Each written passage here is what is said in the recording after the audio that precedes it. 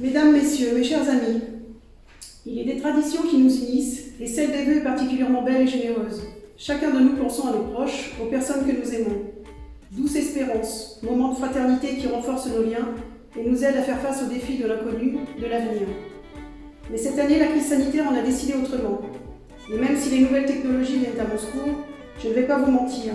Moi qui aime cet exercice annuel, aujourd'hui je suis triste. Triste parce que tout simplement, je suis une nouvelle fois encore privée du plaisir de vous retrouver, comme lors de nos commémorations, de jours de fête qu'il a pu avoir lieu et de toutes ces occasions qui nous étaient auparavant offertes. Le conseil municipal tout entier, renouvelé l'an dernier avec Agnès et Julien, nouveaux élus, et le conseil des jeunes, par ma voix, vous adresse leurs meilleurs vœux pour 2021. Des vœux de santé, parce que c'est la base de la vie. Des vœux de bonheur, parce que c'est là l'essentiel. Des vœux de succès individuel et collectif.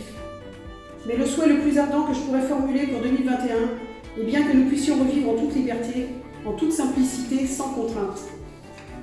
2020, on se souviendra longtemps de cette année 2020. Une année qui nous a privés de tout. Une année qui a bouleversé nos vies. Une année qui nous a rappelé notre fragilité, en même temps que notre capacité de résistance. Une de ces années qui marque une rupture profonde, après quoi plus rien ne sera comme avant.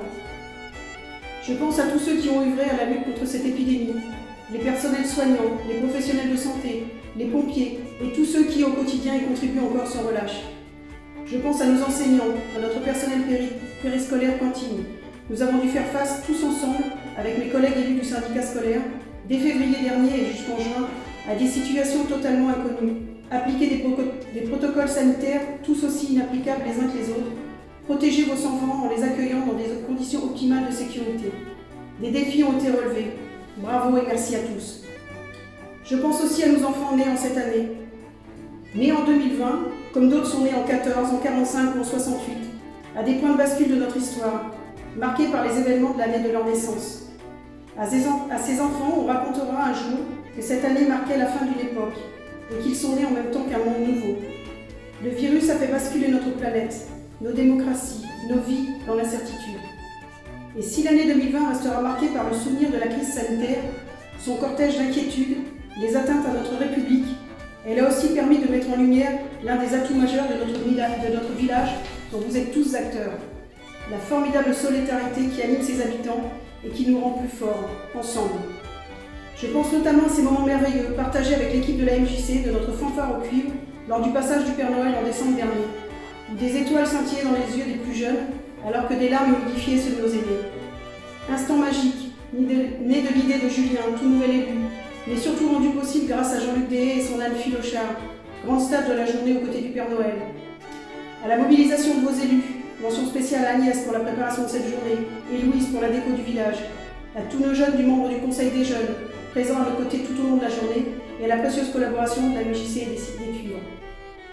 Ce lien, nous n'avons de cesse de le cultiver et de le renforcer, et encore plus dans ce contexte si tourmenté. Souhaitons-nous une année 2020 apaisée, mais tout aussi solidaire, aux côtés de vous tous et de toutes nos associations.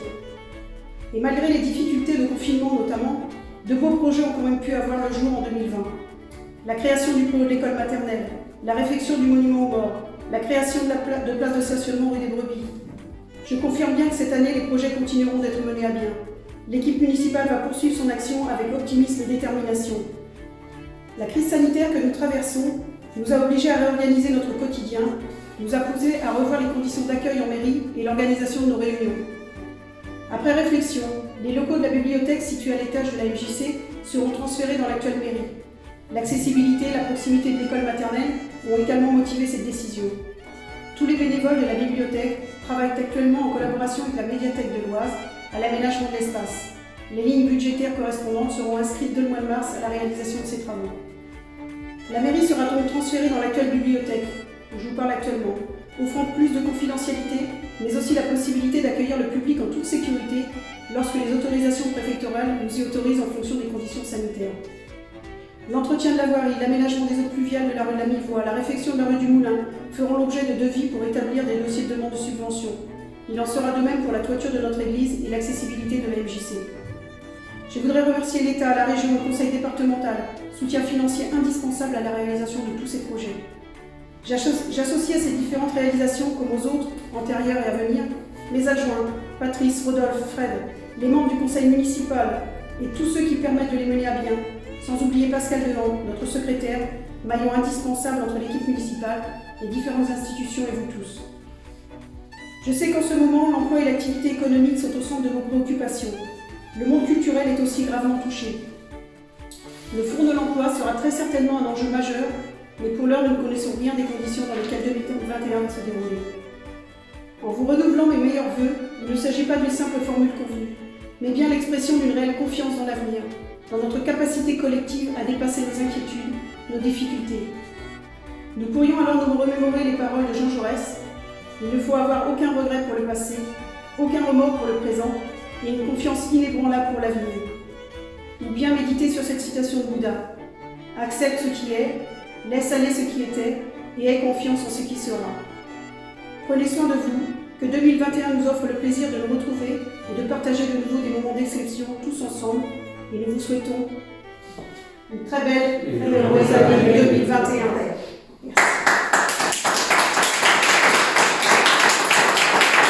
J'ai le plaisir de vous présenter notre Conseil des jeunes qui a été mis en place suite aux dernières élections. Donc ils vont gentiment se présenter tous, un par un. Allez, on attaque Juliette. Bonjour, je m'appelle Juliette. Bonjour, je m'appelle Marine.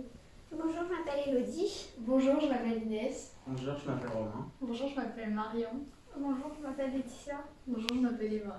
Et tous ensemble, ils sont là pour vous souhaiter Une bonne et heureuse année 2021.